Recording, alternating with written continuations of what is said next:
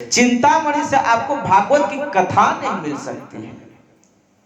प्रच्छते गुरु प्रीतो वैकुंठम योग दुर्लभम। ये तो गुरुदेव भगवान की जब कृपा हो जाती है तो वैकुंठ का दर्शन भी सुलभ हो जाता है, यानी जीव मुक्त हो जाता है, परमात्मा स्वरूप हो जाता है। तो इसलिए प्रभु आप पे भगवान की, गुरुदेव भगवान की कृपा है। तब श्री सुत जी महाराज ने कहा कि शौनक जी आपने बड़ा सुंदर बात कहा है, और मैं आपको बताऊं कि सबसे जो उत्तम है वह है श्रीमद् भागवतम शास्त्रम कलौ किरेण भाषितम। श्रीमद् भागवत जो शास्त्र है ना, वो कलयुग में सबसे बड़ा ग्रंथ है और कलयुगी जीवों के कल्याण के लिए सबसे बड़ा साधन है। इसलिए यह श्रीमद् भागवत कथामृत का आप सब श्रवण करना चाहिए। कहा कि प्रभु इस कथामृत में क्या ऐसा है? कहा कि जब परीक्षित शापित हुआ ना, शाप लगा, तो सुखदेव मुनि पहुंच गए, अवधूत शिरोमणि परमहंस वृत्ति के हैं, पहुंच गए परीक्षित को कथा सुनाने के लिए। और जैसे ही देवताओं ने सुना कि अरे परीक्षित महाराज को कथा सुनाने के लिए स्वयं सुखदेव स्वामी आए हैं, अब देवता लोग सब पहुंच गए परीक्षित के पास और कहा कि परीक्षित तुम मरना नहीं चाहते ना? तुम कथा इसलिए सुन रहे हो कि तुम्हें 7 दिन में मरना है। अरे ये लो अमृत पी लो, मुक्त हो जाओ, अमर हो जाओ। उसके बदले तुम सुखदेव स्वामी से प्रार्थना कर दो, वो मुझे कथामृत यानी जो भागवत की कथा सुनाने जा रहे हैं मुझे वो हम सबको सुना दे। अब सुखदेव स्वामी बैठे, कहा कि अरे देवताओं ठगियों, क्व कथा क्व स्वधा लोके क्व कांचः क्व मणि महान। अरे कहा तो कथामृत, उसकी तुलना तुम सुधामृत से करते हो। कथामृत और सुधामृत ऐसे कहा कि जैसे तुम किसी कांच की तुलना मणि से कर रहे हो। कहा कि ऐसे क्या विशेषता हो सकती है? शौनक ऋषि ने पूछा। कहा कि देखो कथामृत और सुधामृत का वैशिष्टिक गुण क्या है, सबसे पहले समझना, ध्यान से सुनेंगे तो समझ में आएगा। कथामृत और सुधामृत, सुधामृत कहते हैं अमृत को, है ना? अमृत में और कथा में क्या भेद है? अगर मुझे लगता है कि अमृत बटे तो कथा को लोग छोड़ के भाग जाएंगे। अभी के लोग उनको लगता है अमृत, अरे मुक्त हो गए, अमर हो गए, है ना? मरना कोई नहीं चाहता, खुशी से तो कोई नहीं मरना चाहता। तो हर व्यक्ति चाहता है अधिक दिन सतम जीवित जीना चाहिए, पर उस जीवन में भगवान का भजन होना चाहिए। इसीलिए एकादश स्कंद में उपदेश देते हुए उद्धव को भगवान ने कहा, दुर्लभो मानुषो देहि देहि दुर्लभो मानुषो देहो देहि नाम क्षण भंगुर। यह मनुष्य का तन दुर्लभ है पर क्षण भंगुर भी है। अभी 2 साल पहले कोरोना काल में कितने लोग काल के गाल में समा गए, है ना? बहुत भाग्यशाली है, बहुत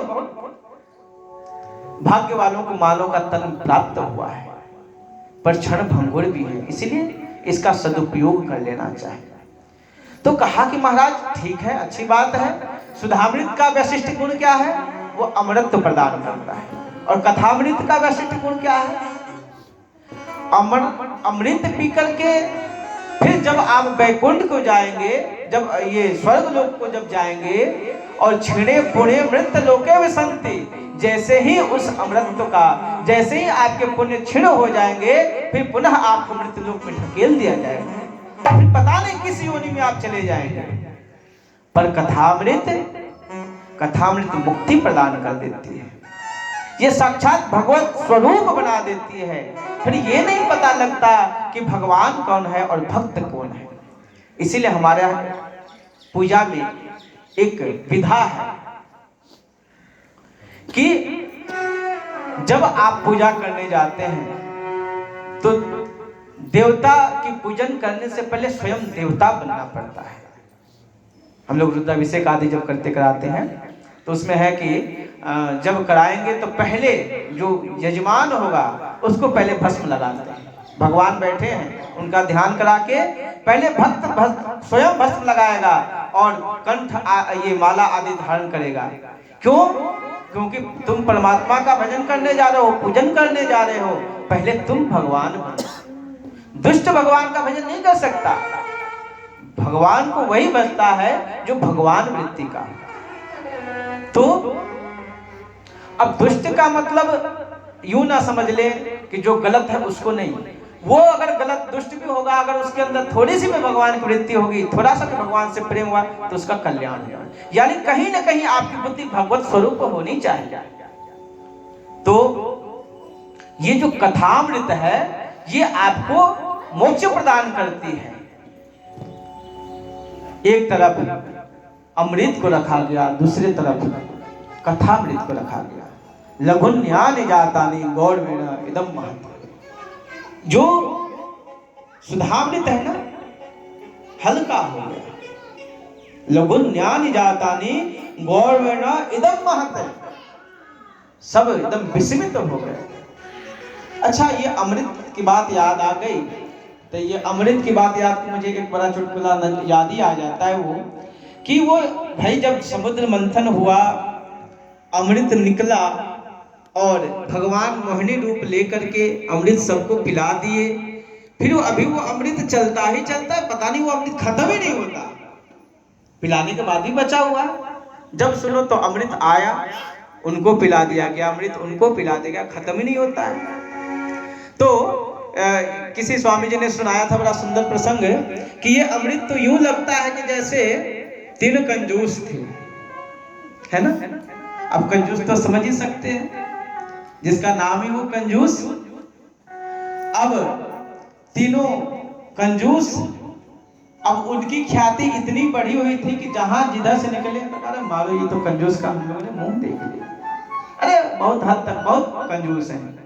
और इतने कंजूस कि मतलब सामने चीज फ्री में मिले भी ना तो उसको रख लेते थे। अच्छा आज नहीं कल खाएंगे, अरे अभी रहने दो, कल नहीं परसों खा लेंगे, ऐसे वो खराब हो जाते, कोई खाते नहीं थे। तो बड़ी उनकी बदनामी होने लगी। तो एक दिन मन में आया, तीनों ने कहा कि भाई देखो दोस्तों में बनती भी थे, कहा कि यार ऐसा करते हैं कि हम लोगों की बड़ी बदनामी होती है कि तुम लोग कंजूस हो, कंजूस हो, कंजूस हो। चलो आज कुछ इस अपने ऊपर जो दाग लगा है ना कंजूसी का, चलो समाज में थोड़ा सा चल के हम लोग कुछ खरखा बने, कुछ ऐसा काम करें जिससे लोग समझें कि नहीं नहीं ये लोग कंजूस नहीं है। अरे ऐसा कौन सा काम किया जाए। अब हम लोग की नेचर और सिग्नेचर बदलती नहीं है, कहा ये हमारे स्वभाव में बना हुआ है कंजूसी। कहा फिर भी चलो कुछ तो प्रयास किया जाए। मेरा ये बाजार लगी हुई थी, तीनों ने कहा कि चलो चलते हैं और घी लेके आते हैं। भाई घी आज के जमाने में लोग कहते हैं घी सस्ती है, शराब महंगी है, नहीं तो घी तो पहले से नहीं उसकी महिमा है। तो घी लेकर के कहा कि सबसे महंगी चीज घी है, घी ले चलते हैं, सब लोग थोड़े घी खाते हैं। तो हुआ कि ये तो बात सही कह रहे हो, घी ले लेते हैं, घी ले चल के घर चलेंगे और सबको कहेंगे देखो हम लोग घी खाते हैं, तुम लोग बिना मतलब के हम लोग के ऊपर कंजूस कंजूस कह के ना कंजूसी बना दियो, कह कह के हम उतने कंजूस नहीं हैं। तो हुआ कि चलो घी ले लेते हैं, घी लेके बाजार से चले। अब जिधर से ले तो ऐसे जब कुछ नया मिलता है ना तो लोग ऐसे दिखाते चलते हैं। तो वो भी थोड़ा सा पहली बार घी लेके वो भी हुआ कि कितना लिया जाए। तो एक ने कहा कि 1 किलो ले लेते हैं, दूसरा कंजूस ने कहा यार 1 किलो क्या करोगे, 1 किलो तो बहुत होता है, अरे कुछ कम ले लेते हैं। कितना ले ले, आधा किलो ले ले। तो तीसरे ने कहा कि यार तेरा दिमाग खराब है, अरे आधा किलो पता है 1000 रुपए किलो घी मिल रही है, आधा किलो का 500 रुपए हो जाएगा, इतना महंगा क्या करें। कहा कितना लिया जाए, अरे पाव भर ले लेते हैं, 250 रुपए में काम हो जाएगा। सबने 250-250 ग्राम घी लिया और लेके चल रहे थे खूब ऐसे दिखाते हुए। अब कोई उधर से निकले, अरे क्या लिया है आज? मार्केट में तो 1 रुपए की चमनी जो लमचूस मिलता है ना, चॉकलेट, वो भी नहीं खरीदते ये लोग। बच्चे इनके पीछे पीछे चले जाए, घर वाले कभी साथ, बाबा ये खरीद दो ना, बाबा ये खरीद दो ना। अरे चल, इतना महंगा क्या करेगा? अरे बाबा 1 ही रुपए का तो मिलता है। 1 रुपए तेरे बाप कहाँ से आती है? 1 रुपए का मिलता है, कहाँ से आएगा 1 रुपए? नहीं खरीदता था। अब वो उस दिन घी को दिखाते हुए जाए खूब। महाराज, लोग पूछते क्या लिया है? अरे क्या लिया? अंडा है? घी लिया हूं, घी। अरे घी लिया है, कितना? अरे कितना? देखो 250 ग्राम घी लिया हूं। अरे तुम कंजूसो, 250 ग्राम घी खरीद लिए? चलो ये तो बहुत बड़ी बात है। अब पूरे बाजार में दिखाते, घी को लेते आए, सबको दिखाए मैंने घी खरीद लिया। घर आए, अब एक जो था अपने अपने ढंग से तीनों ने घी खाना प्रारंभ किया। अगले हफ्ते मिले, एक ने कहा भैया आए हैं बाजार और हफ्ते में बाजार लगती है, तो ऐसा करते हैं घी ले लेते हैं। जब आप लोगों ने आदत लगा दी कि घी लगा के ही खाना है, तो अब घी तो खत्म हो रहे हैं, घी ले लेते हैं। कहा खत्म हो रहा है? कैसे खत्म हो रहा है? कहा रे घी खाएंगे तो खत्म ही होगा। तो दूसरा जो था पहले से कहा कि तुम कैसे खाते हो यार, खत्म हो रहा है। पहले वाले ने कहा कि यार घी को क्या करते हैं कि रोटी में चुपड़ लेते हैं और उसके बाद खाते हैं। कभी इच्छा हुई तो दाल में भी डाल दिया, तो इस तरह से खा रहे तो खत्म तो होना ही है। दूसरे ने कहा यार तुम तो घी क्या खाने लगे, अपने को बहुत बड़ा सेठ समझ गए, इतना बड़ा अपने को बहुत पैसे वाला समझने, धनवान समझने लगा। इतना घी खाओगे तो यार कंगाल हो जाओगे। कहा यार तो अब कैसे कितना कम खाएं? चावल में नहीं डालते, कभी रोटी में डाल दिया, कभी दाल में डाल दिया। कहा कि बेवकूफ, ऐसे घी खाया जाता है? कहा कि तुम्हारे पास अभी घी बचा है? कहा मेरे पास तो भैया आधा बचा है, आधा बचा है। तुम कैसे खाते हो भाई? मुझे भी टेक्निक दे दो, है ना, कुछ मुझे भी उपाय बताओ। तो उन्होंने कहा कि मैं तो, मेरे घर में भी लोग घी खाते हैं। मैं कहता हूं सुनो, पहले रोटी बना लेना, फुल्का पहले बना लेना, उसके बाद ऊपर वाले फुल्का पे और नीचे वाले फुल्का पे घी लगा के, यानी दोनों रोटी में लगा के, एक नीचे रख देना, एक ऊपर रख देना, और ये मान लेना कि पूरे जो रोटी बनी हुई ना सब में घी लग गई। अरे ऊपर भी नीचे भी घी घी हो गया। कहा ये तो बड़ा अच्छा उपाय है यार, तुम तो पहले बताया नहीं मेरे को, यही उपाय हम भी करते, मेरा भी घी आधा बचा होता। तब तक तीसरा बोला कि बेवकूफ, इतने में तो तुम तो इसको, ये तो बेवकूफ है पहला वाला, ये तो भीख मांगेगा कल से रोड पे, और तुम इतना घी खर्च कर रहे ऊपर भी नीचे भी। अरे यार इससे भी कोई सहज उपाय हो सकता है क्या? कहा है ना। कहा कि बता दे, फिर वही काम हम लोग भी करेंगे। कहा भैया मैं ऐसा करता हूं कि जब घी ले गया ना, तो इसको ना एक शीशे के बर्तन में मैंने इसको निकाल के रख दिया, और उसके बाद जब मैं खाने बैठता हूं तो इस घी को पहले थोड़े से आग के पास गर्म कर देता हूं, ठीक है। उसके बाद इसके ढक्कन को खोल के, जहां मैं खाने बैठता हूं बस वहीं खोल के रख देता हूं। उसकी खुशबू आती है और बस मैं मानता हूं कि ये पूरे भोजन तो मैं घी का ही लड्डू खा रहा हूं, घी का ही फुल्का खा रहा हूं, घी का ही चावल खा रहा हूं, सब घी में ही बना खाता हूं। अरे यार ये तो बड़ा अच्छा आइडिया है, अब तो हम लोग खत्म हो गए। चलो कल से जो है ना हम लोग यही उपाय।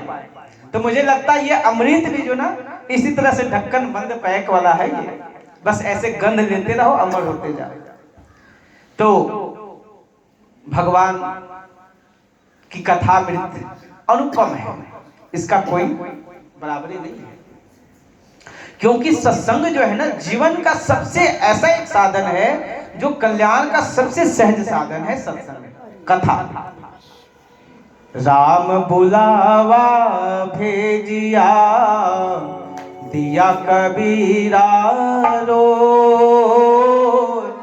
जो सुख है सत्संग में सो बैकुंठन होए कबीरा, सो बैकुंठन हो। राम बुलावा भेजिया कबीरा जो सुख है सत्संग में सो वैकुंठ न होए कबीरा सो वैकुंठ न हो। इस तरह से कबीरदास जी को हुआ कि भाई चलो अब चलते हैं, आपका समय पूरा हुआ, वैकुंठ को चलिए। कहा ना ना ना ना, मुझे नहीं जाना। वैकुंठ में सत्संग मिलता है? कहा नहीं, वहां तो सत्संग नहीं मिलता। कहा फिर अपना वैकुंठ अपने पास रखो, मुझे तो यहीं मृतलोक में रहना है और सत्संग का लाभ लेना है, संतों के सानिध्य में बैठना है। इस तरह से इस कथामृत की अनुपम महिमा गाई गई है भागवत में। अच्छा महाराज, आपने जो भागवत की चर्चा की है, ये भागवत को किसने रचा, किसने सुना?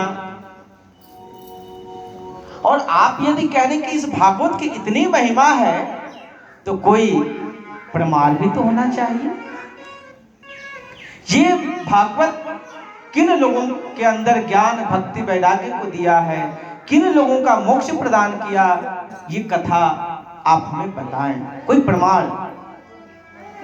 तो पद्म पुराण में इसकी महिमा गाई गई है, इसका जो महात्म्य है ना वो पद्म पुराण में है। अच्छा, हर एक पुराण दूसरे पुराण की महिमा को गाती है, बड़ी सुंदर प्रसंग है, इस भाव को समझना चाहिए। भागवत में इसका जो महात्म्य है वो पद्म पुराण से लिया गया है, यानी पद्म पुराण भी भागवत की महिमा को प्रमाणित करता है। दूसरा भाव ये है कि जब दूसरे कोई ना दूसरी की प्रशंसा करे, हम दूसरी की निंदा करने में तो आगे हो जाते हैं, पर जब दूसरी की प्रशंसा करेंगे ना तो आपकी भी महिमा बढ़ेगी, है ना। पद्म पुराण भागवत की महिमा को गा के अपनी महिमा को बढ़ा लिए, पद्म पुराण की भी महिमा बढ़ गई।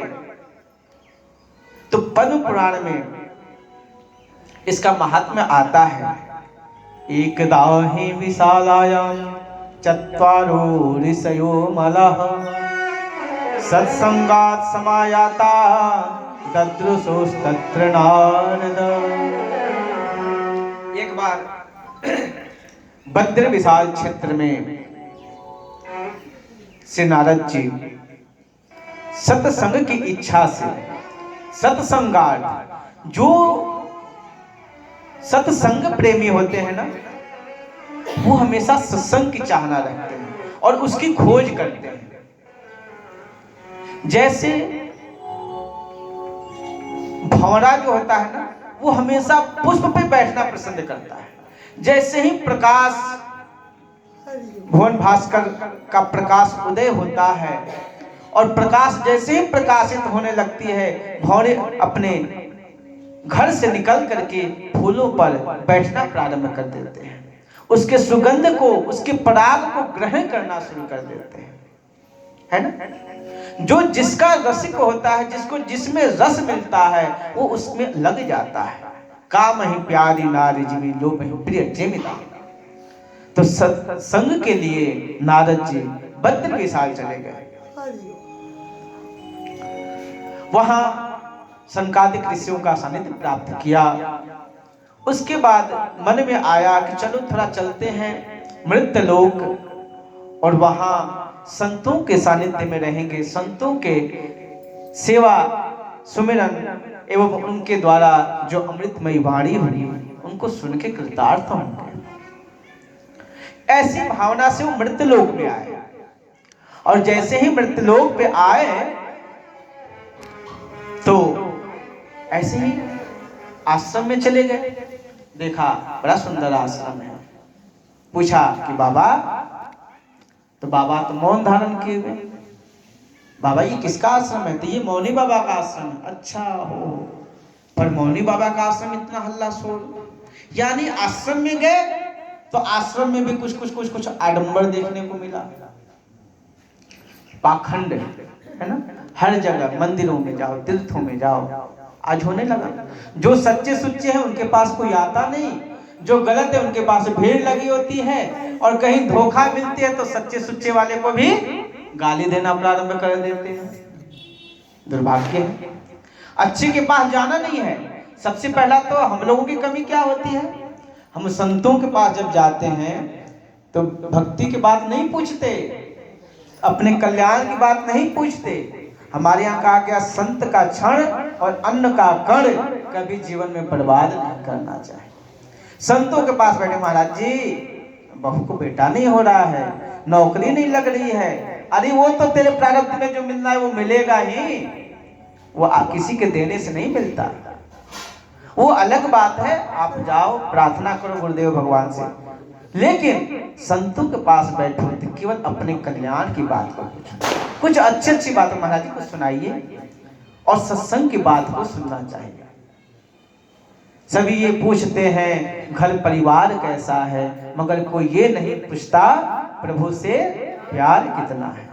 हर कोई मिलेगा, अरे क्या हाल है, बेटा कैसा है, बहू कैसी है, घर कैसा है, ये नहीं कोई पूछता।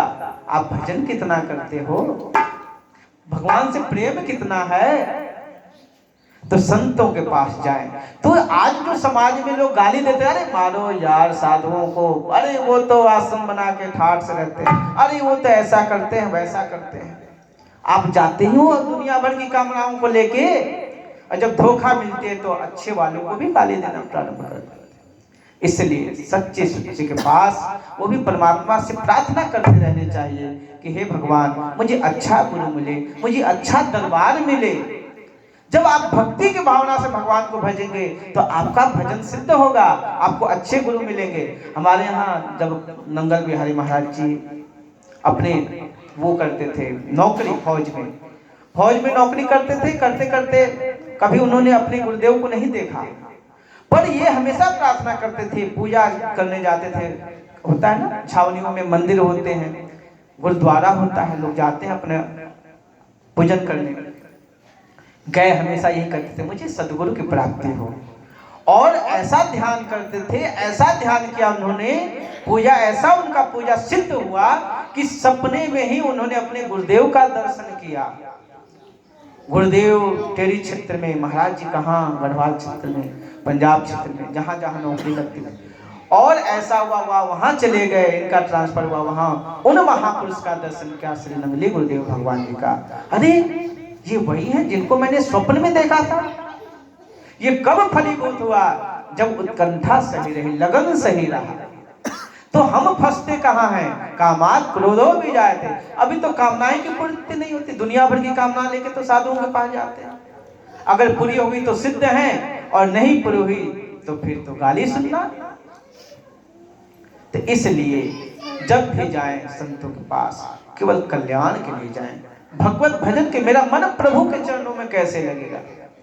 तो नारद जी यह सब देख करके तीर्थों में जाए, पंडागिरी, अरे आ जाओ हमारे यहाँ, हम तुमको संकल्प करा देते हैं, तुम्हारा पूजन करा देते हैं। हर जगह कुछ न कुछ पाखंड है ना, और पाखंड का मतलब पापस्य खंड इति पाखंड। पाखंड किसको कहते हैं, जो पाप का ही खंड हो, पाप का ही एक एक टुकड़ा, यानी उसी का पाप किया हुआ ही कई भागों में उसको कहते हैं पाखंड। जिस क्रिया में पाप सम्मिलित हो जाए वो पाखंड है।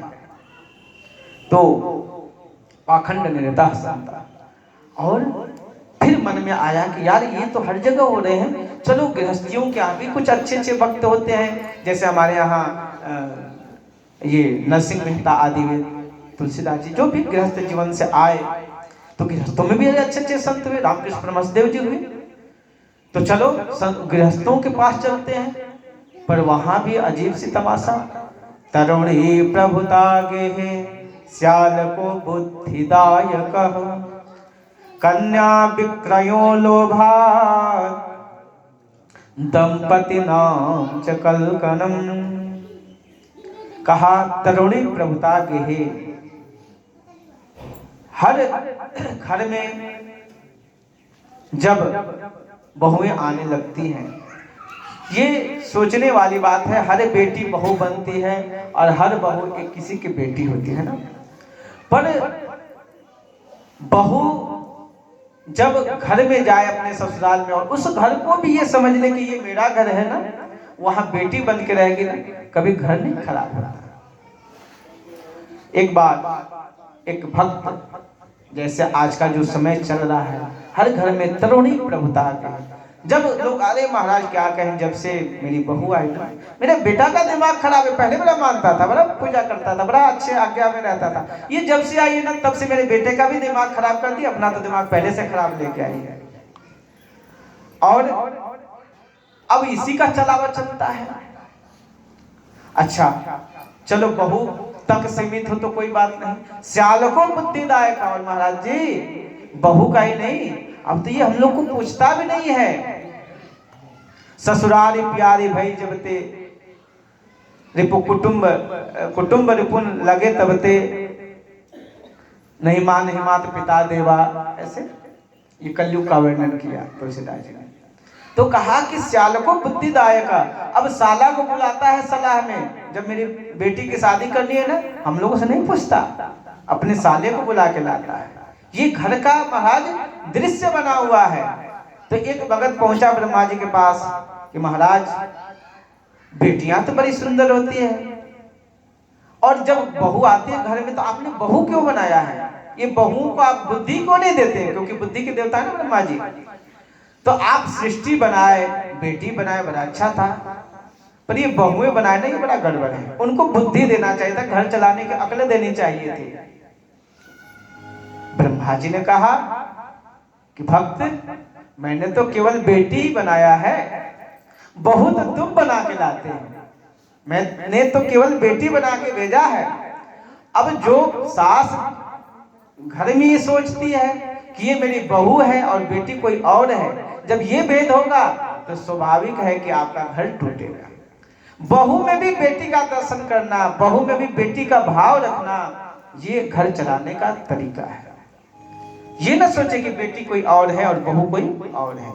तो घर टूटने का कारण क्या है? हम समझते आ रहे ये तो बहू है, ये तो पराये घर से आई, ऐसा नहीं सोचना। तो दोनों तरफ से खामियां हुई हैं। तो तरुणी प्रभुता के है, श्यालको बुद्धिदायक।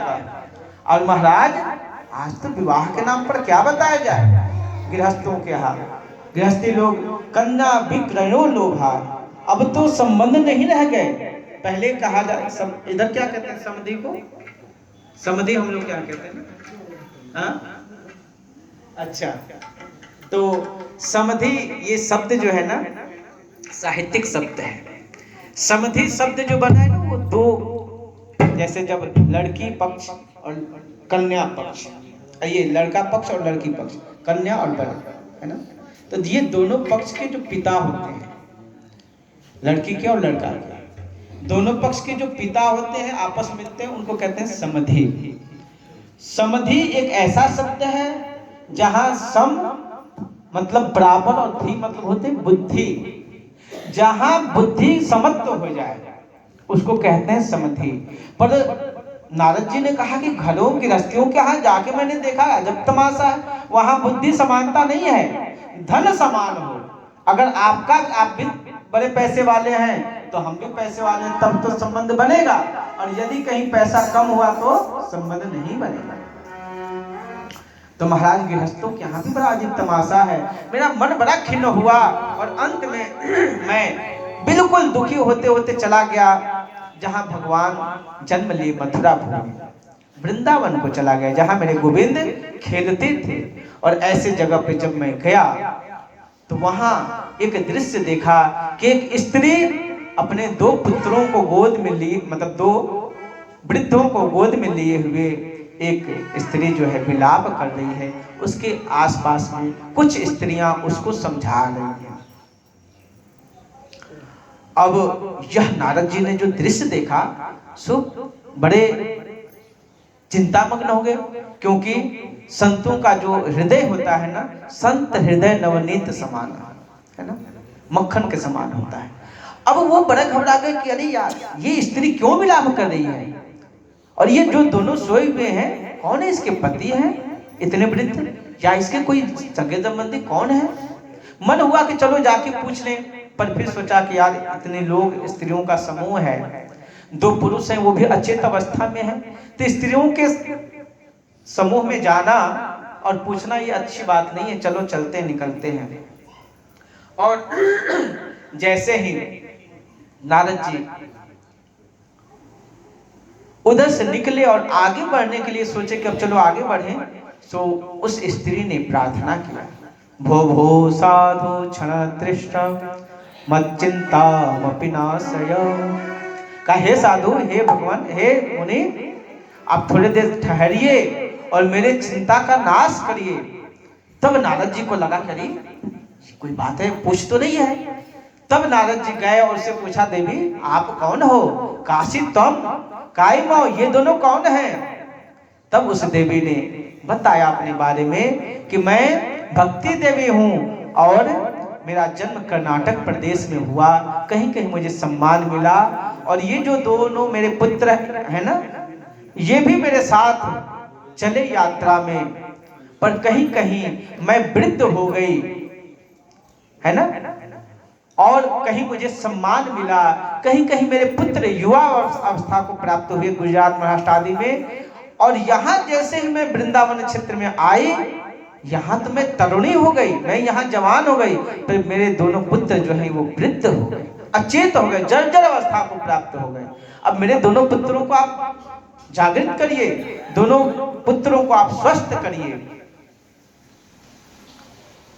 तब नारद जी ने कहा कि कोई बात नहीं है, आप भक्ति देवी हैं, अरे आप तो भगवान की बड़ी प्रिय हैं, आपको तो भगवान बहुत प्रेम करते हैं, और आप रह गई बात पुत्रों की, तो इनको हम समझाते हैं। और नारद जी ने उनके कान में गीता पाठ है मुहुर्मुहु, बड़े ही गीता का पाठ किया, कई वेदों उन्होंने क्या कहते हैं पुराणों के कुछ श्लोकों का गायन किया है, वेदों के भी श्लोकों को उन्होंने मंत्र में वाचन किया, पर थोड़े चेतना आई है और उसके बाद पुनः वैसे ही अचेत हो गए। अब नारद जी की चिंता बढ़ी, अरे इतना करने के बाद, यानी कोई डॉक्टर किसी मरीज को अपने झोला में जितना कुछ दवाइयां सुइयां रखता, अपना बुद्धि विवेक से जो कुछ इलाज करता है वो सब कुछ कर ले, और यदि रोगी ठीक ना हो, मरीज ठीक ना हो, तो डॉक्टर की चिंता बढ़ने लगती है, भाई वेरी सीरियस, इसको आप ले जाए आगे, आप आगे अब दिखाइए, ये मेरे समझ से बाहर है, घबराने लगता है। तो नारद जी घबराए। अब भक्ति देवी ने प्रार्थना किया कि नारद जी, आप नारद हैं और आपका जिन्होंने दर्शन किया, आपने सबका चिंता का नाश किया, सबको भक्ति प्रदान किया है, मेरे पुत्रों को आप जागृत करें। नारद जी ने कहा कि देवी, मैं प्रयास करता हूं, आप तब तक अपने गोविंद को याद करिए, अपने ठाकुर को याद करिए, और मैं इसके जागृत होने का जो उपचार है, जो दवा है, जो प्रकल्प है, उसमें मैं लगता हूं।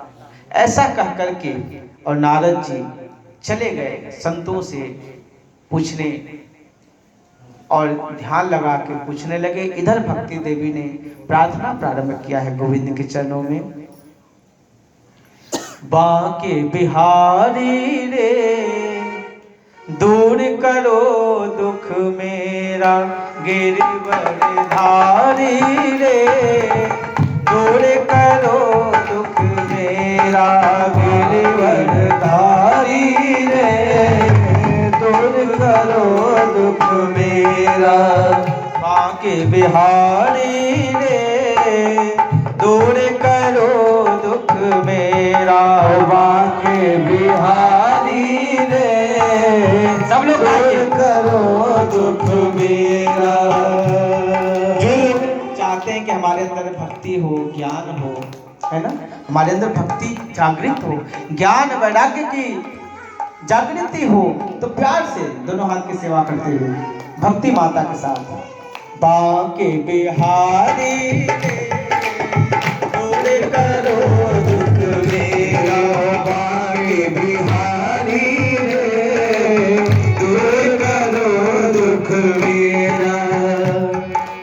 सुना है जो तेरे शरण में आवे, सुना है जो तेरे शरण में आए, सुना है जो तेरे शरण में आवे, सुना है जो तेरे शरण में आवे, उसके दुखड़े सब मिट जाए, उसके दुखड़े सब मिट जाए।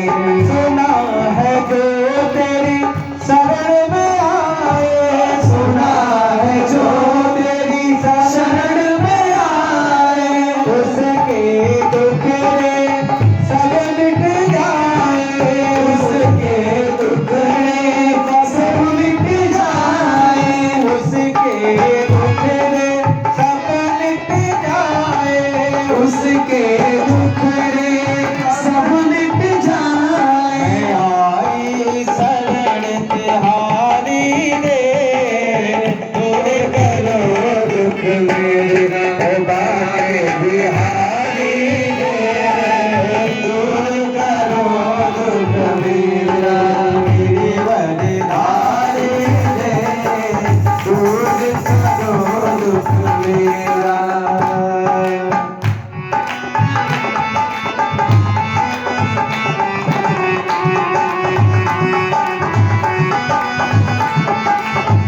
जय हो। हरि बोल, जय हो।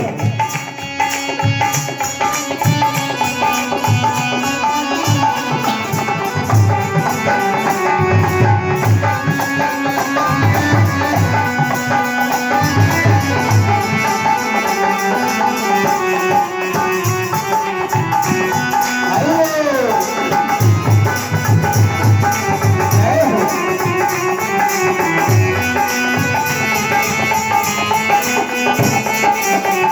क्योंकि मेरा अहिल्या गरिका नारी, मेरा हिल्या गणिका नारी, मेरा अहिल्या गरिका नारी, मेरा हिल्या गणिका नारी, सबको तूने पार उतारी, सबको तूने पार उतारे।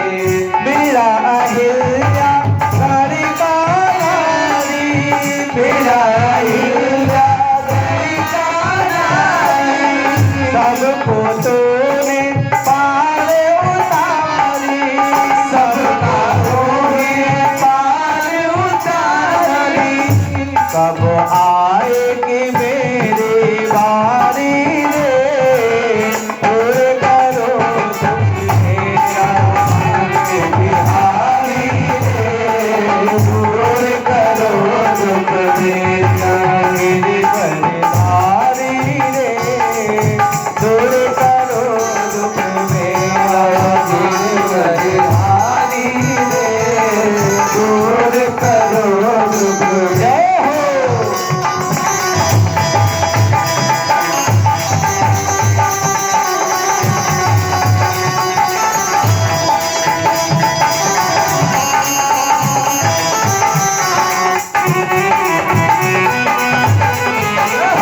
हरि बोल।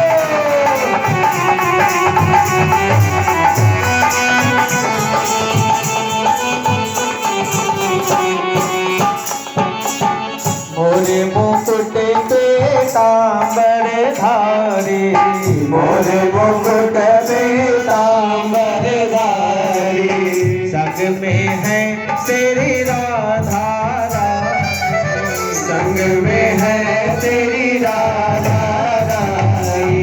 मोरे मुकुट पीतांबर धारी, मोरे मुकुट पीतांबर धारी, संग में है तेरी राधा रानी, संग में है श्री राधा रानी। इन दोनों पे मैं बलिहारी रे, दूर करो दुख मेरा हारी रे, दूर करो दुख मेरा। मेरी बलिहारी दूर करो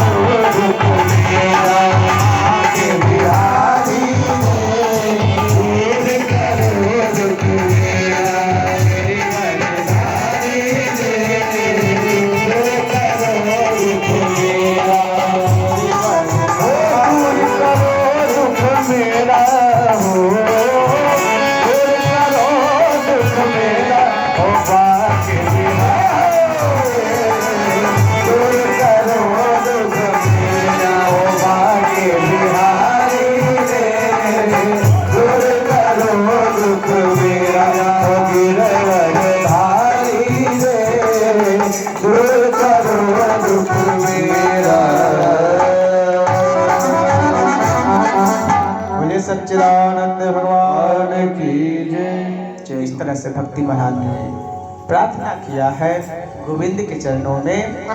और नारद जी घूमते घूमते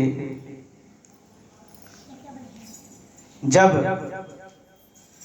सभी जगह भ्रमण किया, साधु संतों का समागम किया और पूछा कि ज्ञान और वैराग्य को जागृत करने का क्या उपाय है। किसी ने जब नहीं बताया तब वो बद्री विशाल क्षेत्र में पुनः जो नर नारायण का तपस्थली है, ऐसे बद्री विशाल क्षेत्र में जाकर के तप की भावना से कि जब मैं तपस्या करूंगा तब जाकर के उसका कुछ समाधान नारायण से पूछूंगा, ऐसी भावना से जब गए हैं तप करने, उसी समय श्री सनकादिक ऋषियों से नारद जी की मुलाकात होती है। और जैसे ही सनकादिक ऋषियों को नारद जी ने देखा है, प्रणाम किया, उनके अग्रज है ब्रह्मा जी के मानस पुत्र हैं। सृष्टि वर्णन में हम लोग सुनेंगे, ब्रह्मा जी सबसे पहले सनक सनंदन सनातन और सनत कुमार को उत्पन्न किया है, पर ये सृष्टि का विस्तार नहीं करना चाहे तो शाप दे दिया। और ये ऐसे ऋषि हैं जो दादाओं परदादाओं के भी परदादा हैं, पर रहते हमेशा बाल्य रूप में हैं। तो जैसे ही दर्शन हुआ नारद जी ने जल्दी से प्रणाम करके, और जब आदमी कुछ चिंतित होता है ना तो बड़ा व्याकुल होता है, मन में जब कुछ चलते हैं तो आप कुछ कहेंगे भी ना तो नहीं सुन पाता है, उसका ध्यान कहीं और होता है। तो चिंता मग्न थे, सनकादिक ऋषियों ने भांप लिया और कहा कि नारद जी आप बड़े चिंतित लग रहे हो, और आप जैसे साधु जब चिंता करने लगे, अरे आपकी तो ऐसी स्थिति है गतिविधि तो यथा जना, जैसे कोई कंजूस का, कोई वैसे धनवान का कोई धन भुला जाए और वो चिंता करने लगता है अपने धन के लिए, ऐसे आप चिंतित लग रहे हो। अरे आपका तो धन सबसे बड़ा नाम धन है, हमारो धन राधा से राधा से राधा, है ना। आप जैसे संत यदि चिंता करने लगे तो फिर गृहस्थियों का क्या होगा। गृहस्थी तो संतों के पास अपनी चिंताओं को दूर करने के लिए जाते हैं।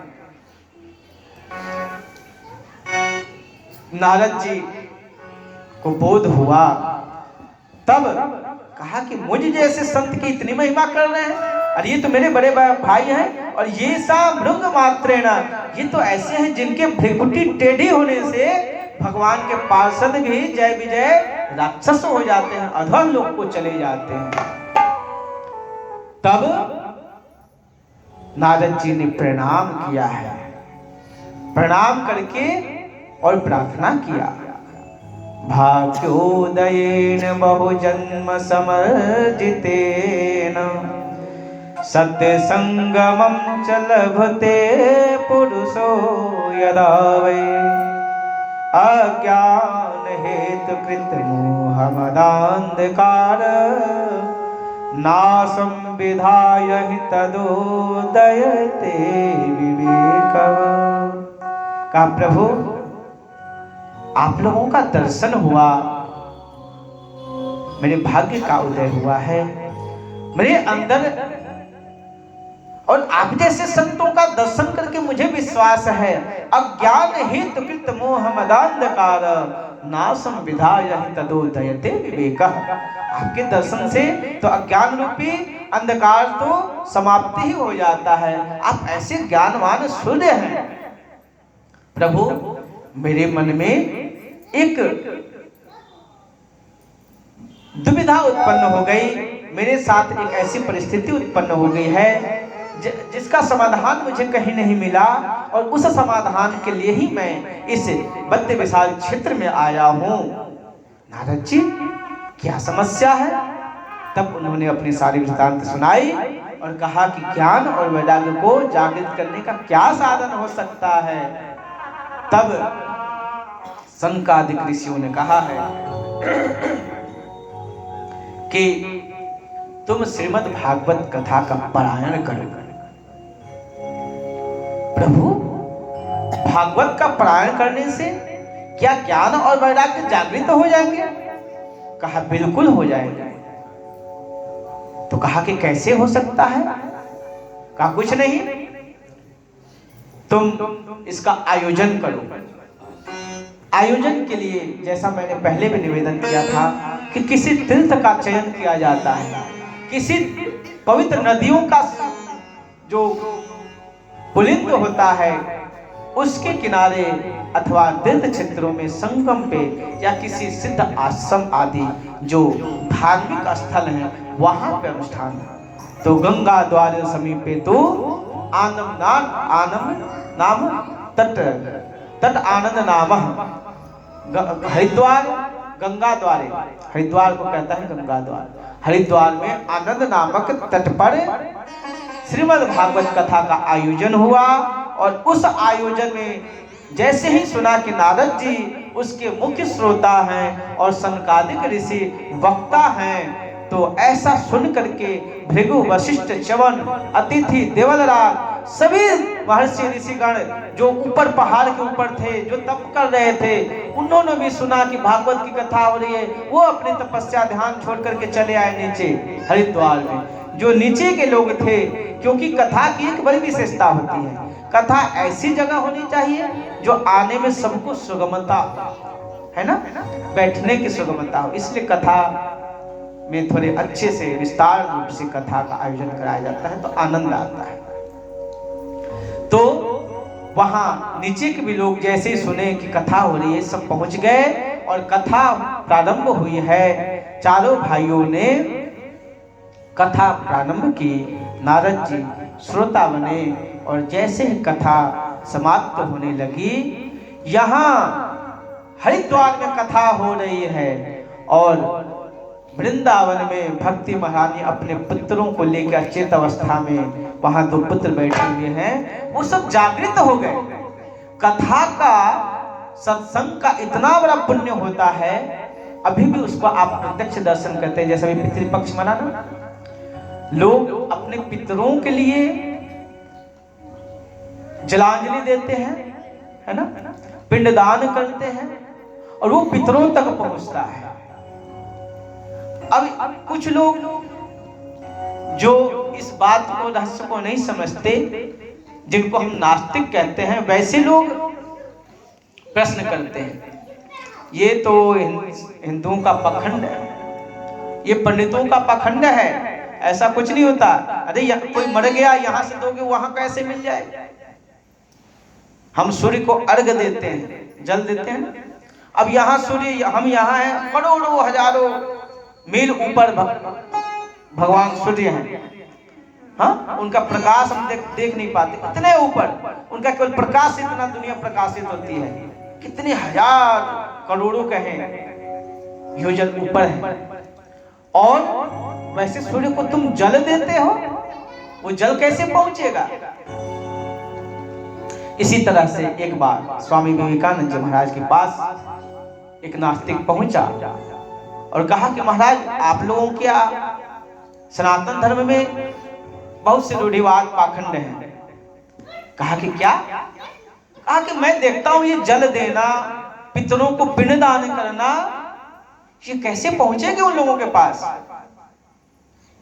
स्वामी विवेकानंद जी ने कहा कि भक्त सबसे पहले तो भगवान जो है देवता, हम कहते हैं ना, जो देने वाला है वो देवता है, वो हम सबको देता है और वो अपने भक्तों से चाहता है कि तुम मुझे क्या देते हो, है ना, तुम मुझे क्या देते हो।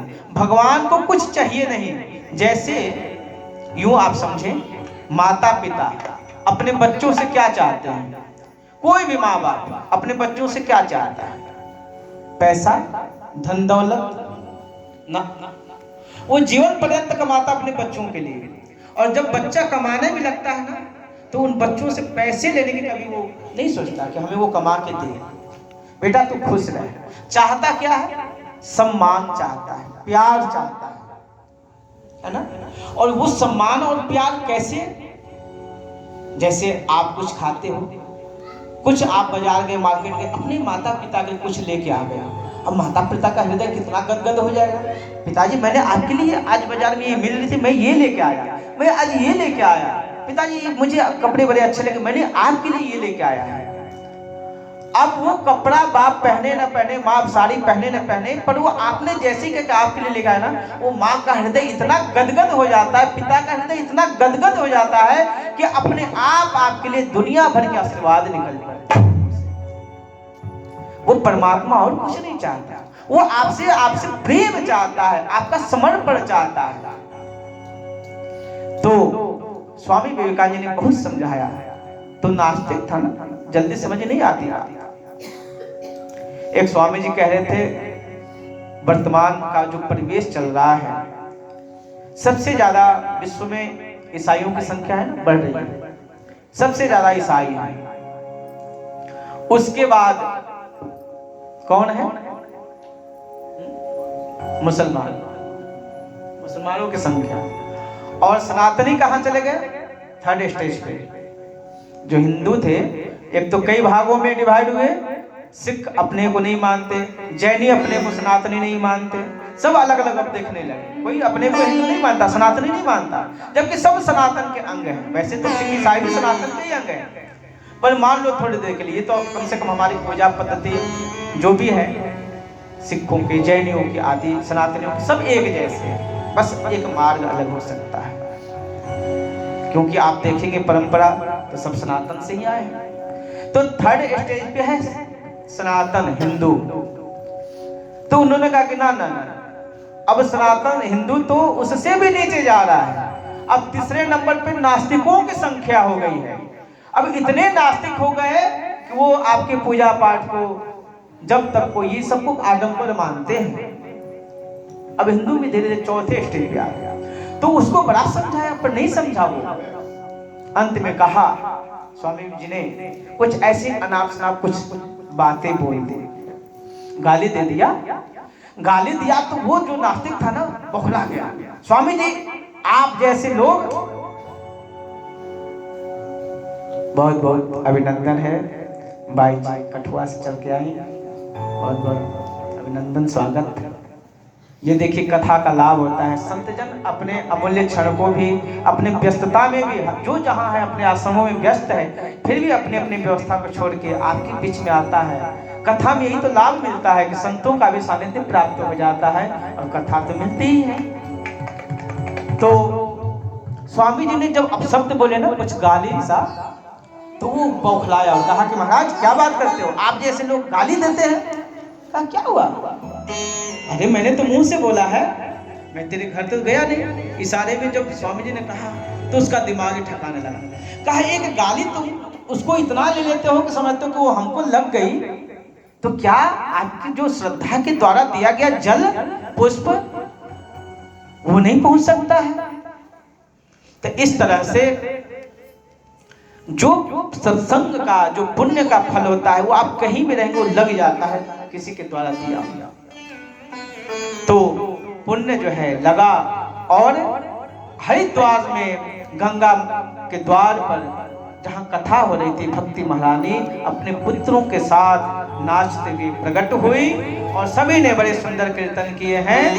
गोविंद मेरो है, गोपाल मेरो है, गोविंद मेरो है, गोपाल मेरो है, तेरे बांके बिहारी नंदलाल मेरो है, तेरे बांके बिहारी नंदलाल मेरो है। गोविंद मेरो है, गोपाल मेरो है, गोविंद मेरो है, गोपाल मेरो है।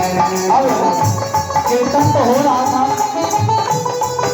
और संगीत में तीन अंग हैं, संगीत के तीन अंग हैं, गायन, वादन और नृत्य, है ना। गाना, बजाना और नाचना। तो गा रहे थे और बजा रहे थे।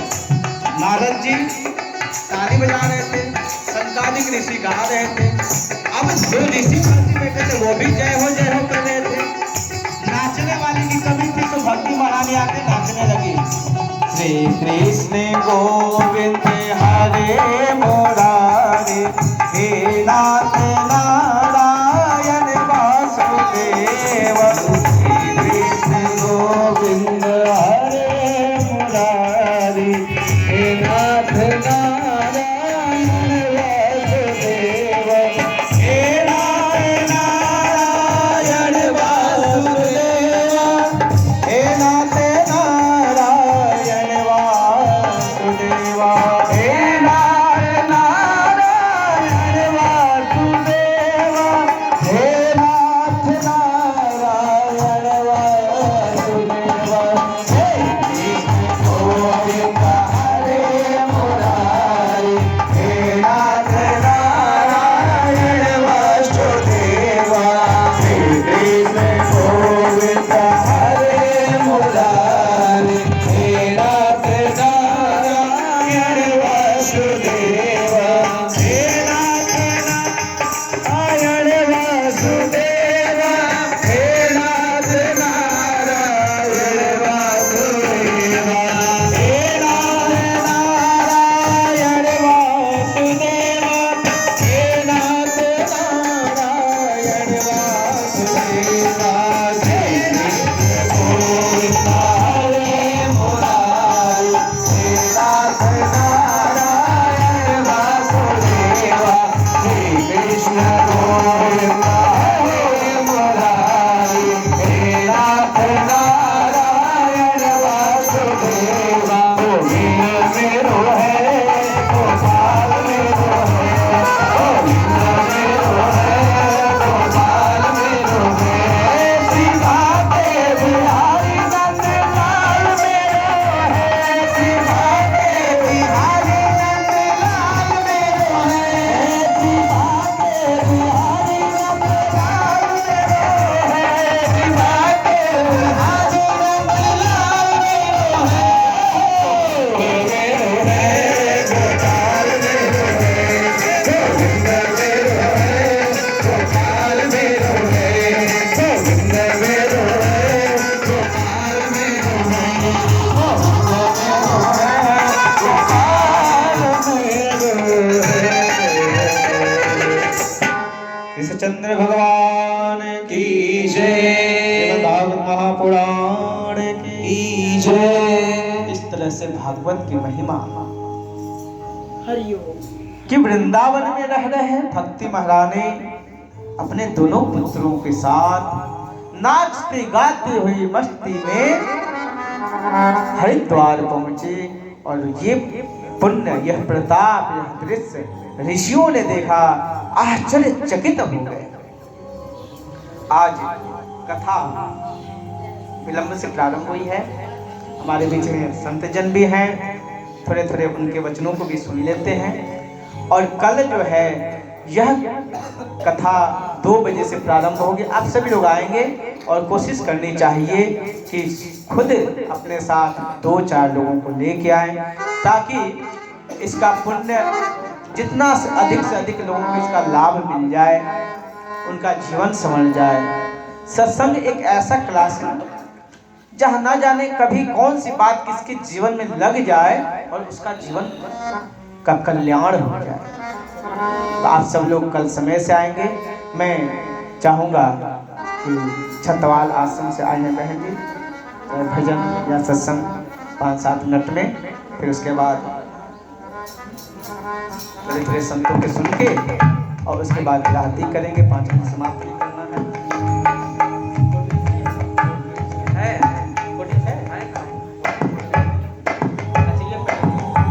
तो आइए शेष कथा का श्रवण हम लोग कल करेंगे। जो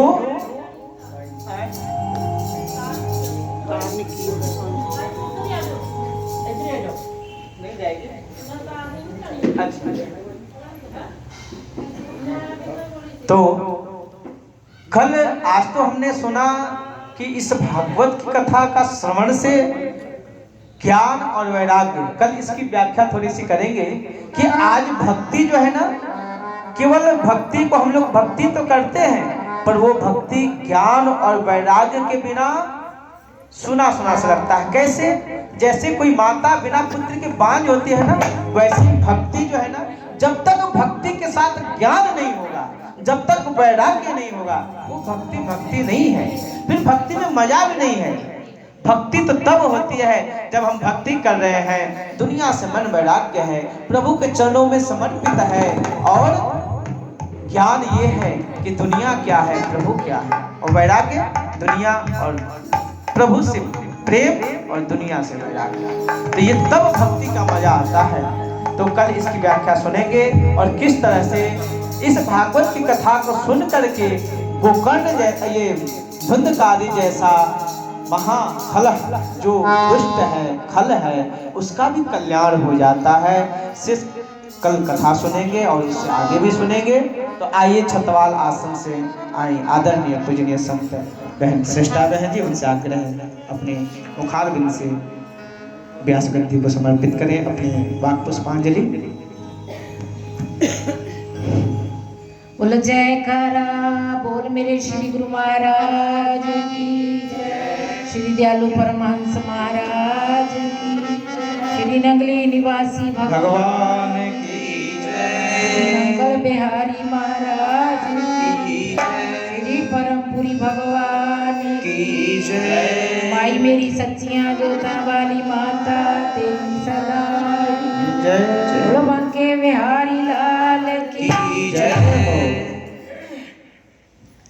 तेरा किसने किया श्रृंगार सांवरे, तेरा किसने किया श्रृंगार सांवरे, तेरा किसने किया श्रृंगार सांवरे, तेरा किसने किया श्रृंगार सांवरे, लागे दुल्हा था तू दिलदार सांवरे, लागे दुल्हा सा तू दिलदार सांवरे, तेरा किसने किया श्रृंगार सांवरे, तेरा किसने किया श्रृंगार सांवरे, लागे दुल्हा था तू दिलदार सांवरे, लागे दुल्हा सा तू दिलदार सांवरे, तेरा किसने किया श्रृंगार सांवरे, तेरा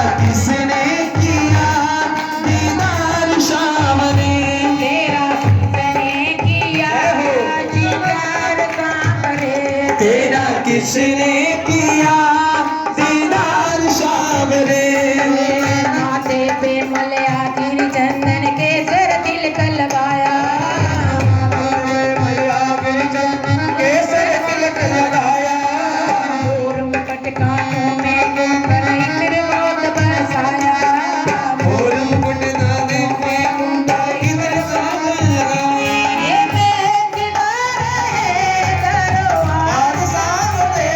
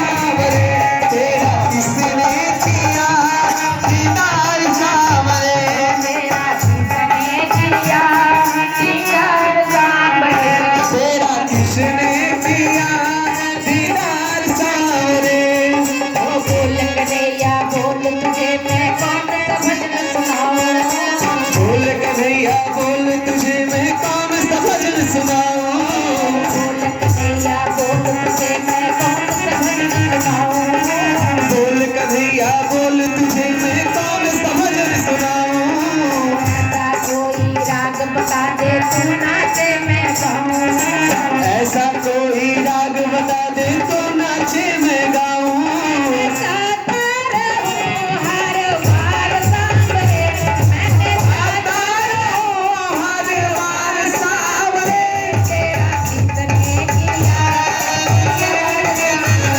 तेरा किसने किया दीदार सांवरे किसने किया दीदार सांवरे तेरा किसने किया दीदार सांवरे लगे दुल्हा सा तू दिलदार सांवरे लागे दुल्हा से तो दिलदार सांवरे तेरा किसने किया तेरा किसने किया दीदार सांवरे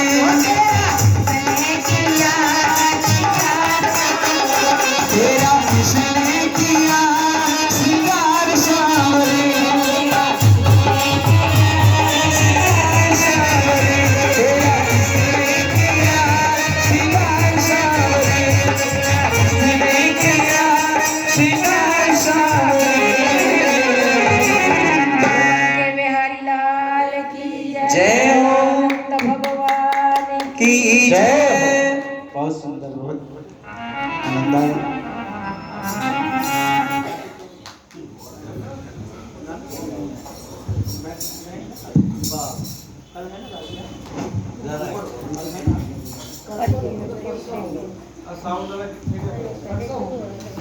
चलिए एक भजन कटवा से कल जाना है, उसके बाद आरती करना है। एक भजन कटवा संसारी मैंने कल जाना है तो कोई एक भजन सुन करके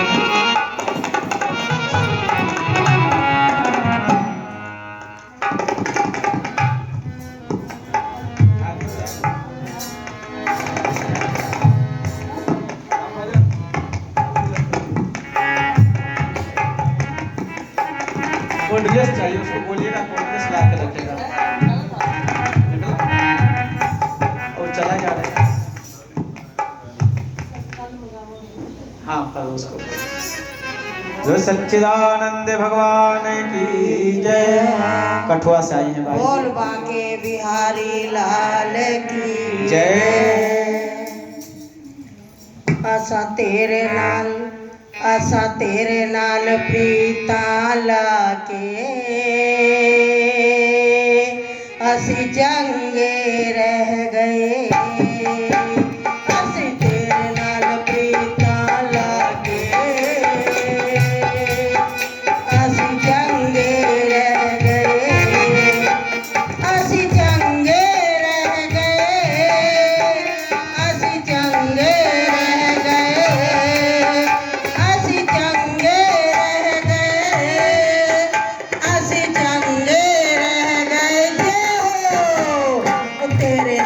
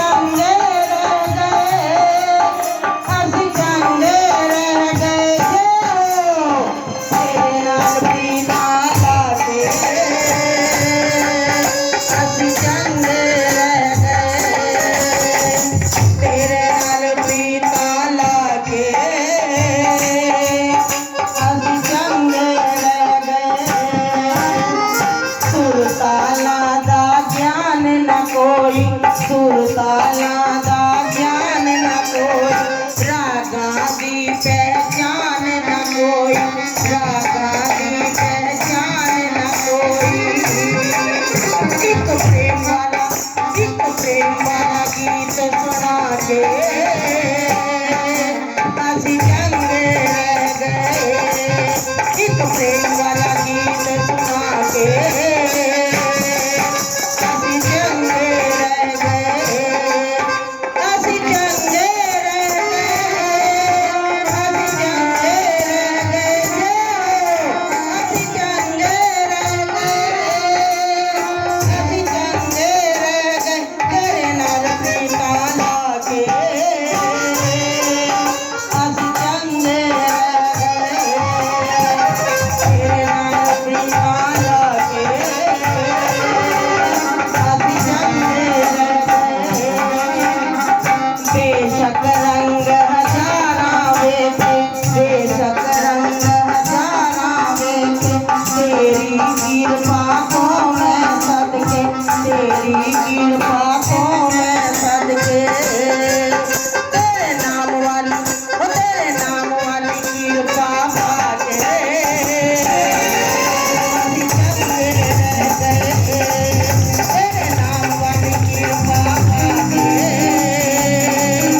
ਅਸੀਂ ਚੰਗੇ ਰਹਿ ਗਏ ਅਸੀਂ ਚੰਗੇ ਰਹਿ ਗਏ ਅਸੀਂ ਚੰਗੇ ਰਹਿ ਗਏ ਅਸੀਂ ਚੰਗੇ ਰਹਿ ਗਏ ਅਸੀਂ ਚੰਗੇ ਰਹਿ ਗਏ ਤੇਰੇ ਨਾਲ ਪ੍ਰੀਤਾਂ ਲਾ ਕੇ ਅਸੀਂ ਚੰਗੇ ਰਹਿ ਗਏ ਤੇਰੇ ਨਾਲ ਪ੍ਰੀਤਾਂ ਲਾ ਕੇ ਅਸੀਂ ਚੰਗੇ ਰਹਿ ਗਏ ਹੋ ਸਾਗ ਤੇ ਡੋਡਾ ਖਵਾ ਕੇ ਅਸੀਂ ਚੰਗੇ ਰਹਿ ਗਏ ਗੀਤਾਂ ਹੋ ਪ੍ਰੇਮ ਵਾਲਾ ਗੀਤ ਸੁਣਾ ਕੇ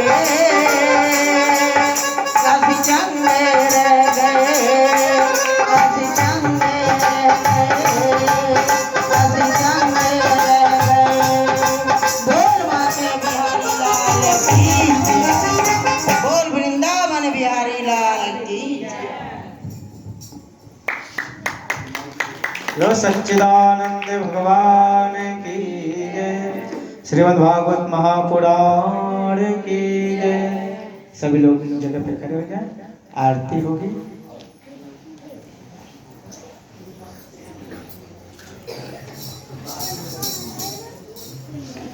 सभी लोग अपने अपनी जगह पे खड़े हो जाए। ॐ चन्द्रमा मनसो जातः होतुर्यो अजायतः रुद्रायुश्च प्राणश्च मूर्धरगतिरजायत दीपो ज्योतिर्परब्रह्म दीपो ज्योतिर्जनार्दन दीपार्तमे पापम् आर्तिदीपो नमोऽस्तुते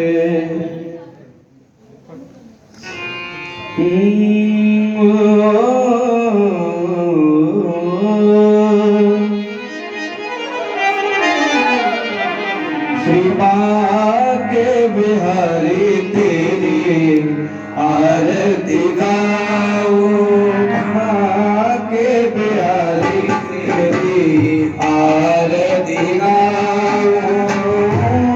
आरती गाओ प्यारे आपको बनाओ आरती गाओ प्यारे आपको बनाओ के बिहारी तेरी आरती गाओ श्री के बिहारी तेरी आरती गाओ मोर मुकुट आए शीश पे सोए मोर मुकुट आए शीश पे सोए प्यारे बंसी मेरे मन रोए प्यारे बंसी मेरे मन रोए एक छवि बली हारे आओ एक छवि बली हारे आओ शिवाय बिहारी तेरी आरती गाओ भाग्य बिहारी तेरी आरती गाओ चरणों से निकली है शरण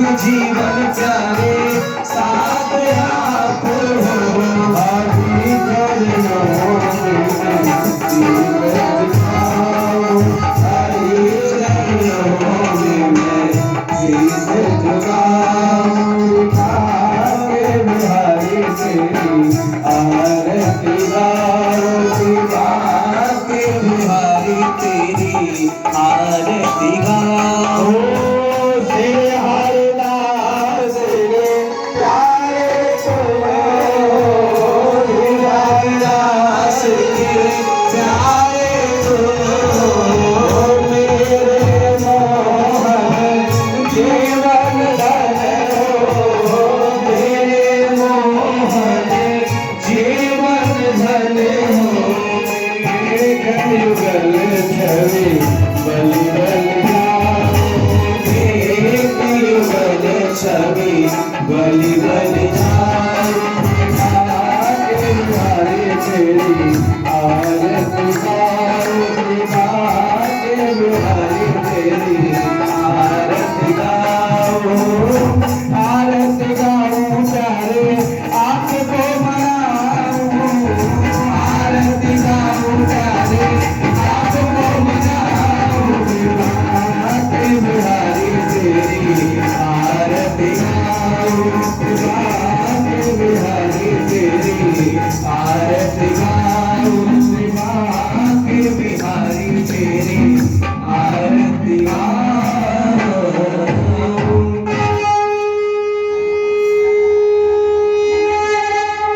नमो सद्गुरु सच्चिदानंद रूपम, नमो सद्गुरु ज्ञानदाताय योगम, नमो सद्गुरु भगवानुपनिकासम, नमो सद्गुरु भागवत सुप्रकाशम, नमो सद्गुरु नित्यानंद, नमो सद्गुरु सृष्टि करता विधाता, नमो सद्गुरु वेदधर्मास्वरूपम, नमो सद्गुरु भूपानुभूपम, नमो सद्गुरु कालकालमुदारम,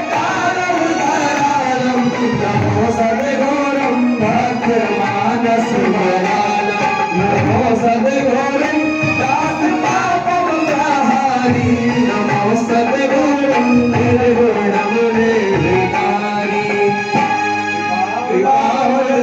देव के लहर वचन नमो, भक्ति योग के वेद को दियो लखने को, त्वमेव माता च पिता त्वमेव, त्वमेव बन्धो च सखा त्वमेव, त्वमेव विद्या द्रविणं त्वमेव, त्वमेव सर्वं मम देव देव, कर्पूरगौरं करुणावतारं संसारसारं भुजगेन्द्रहारं सदा वसन्तं हृदयारविन्दे भवं भवानी सहितं नमामि, भवं भवानी सहितं नमामि।